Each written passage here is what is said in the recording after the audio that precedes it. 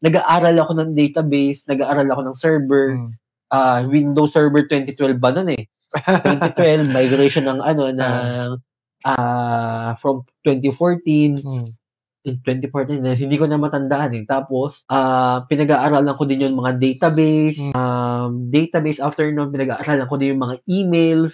Kasi, nag-troubleshoot din kami ng emails eh. So, kailangan pag-aralan ko din yung kung paano mag-troubleshoot ng emails. So, and then help desk, paano mag-troubleshoot ng mga, yung application server. Basta. Yes. So, yun. So, pero ang ginagawa ko nun, ang priority ko talaga is enhance yung skill set ko sa networking.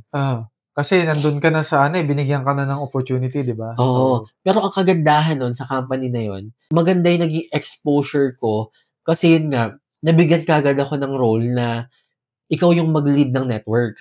Okay. So, pagdating sa mga configuration, na-expose kagad ako. Pagdating sa mga network design, so na-expose kagad ako. Matanda ako, flat network pa lang sila nun eh. Pero, marami na akong ini-implement doon na like for example, mga backup. So, backup, monitoring, like for example, MRTG, PRTG, mga open source. So, doon na din ako na-expose doon sa paggamit ng Linux or mga open source. Then, paano mag-configure ng mga ASA. So, yun, firewalls, router and switches.